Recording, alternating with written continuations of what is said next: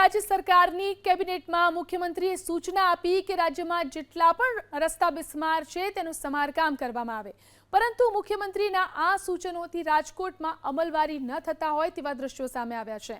શહેરના કોઠારિયા વિસ્તારમાં બાયપાસ પાસે આવેલો સર્વિસ રોડ ભયંકર હાલતમાં છે।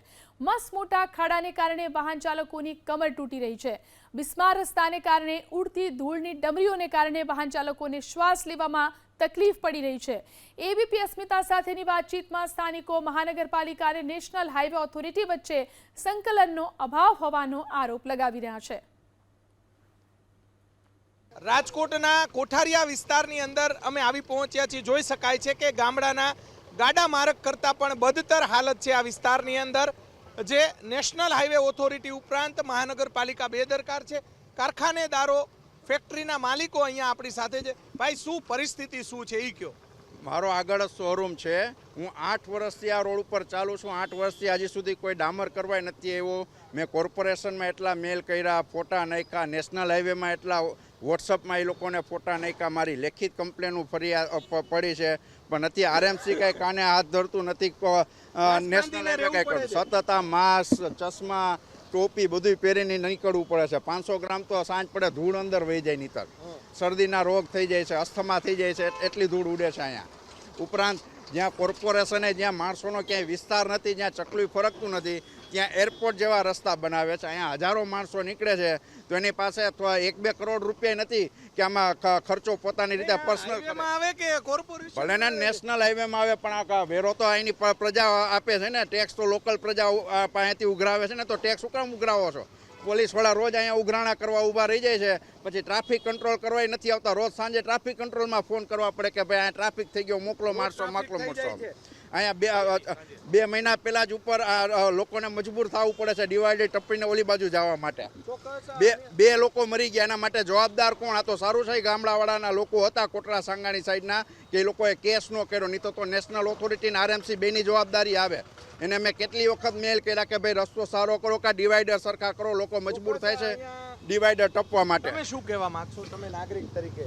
અમે ઘણીવાર એ લોકોને રજૂઆત કરી છે, પણ એ લોકો કોઈ સમજતા જ નથી, કારણ કે અમે આ રસ્તા ઉપર હાલવું અત્યારે આમ ગણો તો મુશ્કેલ થઈ જાય છે, અને ચોમાસામાં ટાઈમમાં તો અહીંથી હલાતું નથી, એવી હાલત થઈ જાય। તમે શું કહેવા માંગશો ભાઈ? અમે લોકો એ જ કહેવા માંગી છીએ કે તંત્ર જાગો। અને કહી તો કે નેશનલ હાઈવેમાં ડમરી જોરદાર ઉતરે। અમારે જો રૂમાલ બાંધી, ટોપી પહેરીને, ચશ્મા પહેરીને રખડવું પડે છે। અમારે કેટલી ધૂળ અંદર જાય નક્કી નથી રહેતી અમારે, અને અમે કારખાનેથી અમે નીકળી છીએ, તમારે ક્યાં રસ્તે હાલવું નહીં અમારું નક્કી નથી રહેતું। અમારે રૂમાલ બાંધીને જે વાહન ચાલકો ઊભા રહી ગયા છે, આપણે એ બતાવવાનો પ્રયાસ કરીશું। રૂમાલ બાંધ્યા કે માસ્ક વગર અહીંયાથી નીકળી શકાતું નથી। શું પરિસ્થિતિ છે? આ તો ગામડાના ગાડા માર્ગ અહીંયા અત્યારે પરિસ્થિતિ બહુ જ ગંભીર છે। જ્યારે અમે 2 વ્હીલ ને 4 વ્હીલ લઈને આવીએ છીએ ત્યારે અમે કલાક સુધી અટવાઈ જઈએ છીએ, અને વાહનોમાં નુકસાની જાજી થાય છે, અને ચાલવામાં તો અતિશય કમરના દુખાવા થઈ ગયા છે અત્યારે નાની ઉંમરમાં રોડના કારણે। ડમરી તો પુષ્કળ ઉડે છે સાહેબ।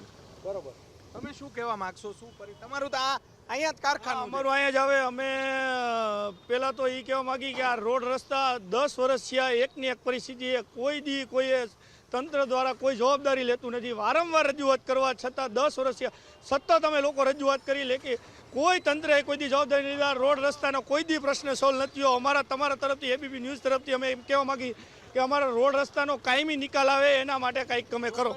ધૂળની ડમરીઓ અહીંયા અમે કોઈને બોલાવ્યા નથી, આપમેળે બધા ઊભા રહી ગયા છે, કેમ કે લોકોને તકલીફ હોય ત્યારે આપમેળે જ લોકો પોતાની જે વાત કરતા હોય છે। ધૂળની ડમરીઓ બતાવવાનો પ્રયાસ કરીશું। આ રાજકોટનું સ્માર્ટ સિટી છે, અને સ્માર્ટ સિટીની હાલત આવી થઈ છે, જેનું સૌથી મોટા જવાબદાર છે નેશનલ હાઈવે ઓથોરિટી, મહાનગરપાલિકાના અધિકારીઓ અને પદાધિકારીઓ। આ વિસ્તારના આગેવાનો, આ વિસ્તારના કોર્પોરેટરો જવાબદાર છે। દ્રશ્યો બતાવવાનો પ્રયાસ કરીશું। અહીંયા જોઈ શકાય છે કે છેક સુધી રોડ તૂટેલો છે। ચોમાસામાં ખૂબ જ બદતર હાલત થતી હોય છે। છેલ્લા 10 વર્ષથી આ પરિસ્થિતિ આ રોડ પર જોવા મળી રહી છે। માસ્ક વિના લોકો નીકળી શકતા નથી, એ દ્રશ્યો બતાવવાનો પ્રયાસ કરીશું। જોઈ શકાય છે કે મોટા ભાગના લોકો અહીંયાથી નીકળે છે ત્યારે રૂમાલ બાંધીને કે જે કપડું બાંધીને નીકળવું પડે છે। આ પરિસ્થિતિ છે રાજકોટ શહેરની। મોટી વાતો કરતા અધિકારીઓ અને નેતાઓ સુધી વાત પહોંચાડવાનો પ્રયાસ કરીશું। સરકાર સુધી, સરકાર પાસેથી પણ મહાનગરપાલિકા કરોડો રૂપિયાની ગ્રાન્ટ લે છે, પરંતુ આ ગ્રાન્ટ જાય છે ક્યાં? નેશનલ હાઈવે ઓથોરિટી કરોડો રૂપિયાનો ટોલ ટેક્સ ઉઘરાવે છે. માત્ર એક દિવસ ટોલ ટેક્સની રકમ જો અહીંયા સર્વિસ રોડમાં વાપરવામાં આવે તો ખરેખર નાગરિકોને સુવિધા મળે અને નાગરિકોને પારાવાર મુશ્કેલીઓનો સામનો ન કરવો પડે. આ પરિસ્થિતિ છે રાજકોટ શહેરના રાજમાર્ગો અને નેશનલ હાઈવે ઓથોરિટીના જે સર્વિસ રોડ છે તેની આ સ્થિતિ છે. કેમેરામેન શુભ આશિયાની સાથે પરાક્રમસિંહ જાડેજા, એબીપી અસ્મિતા, રાજકોટ.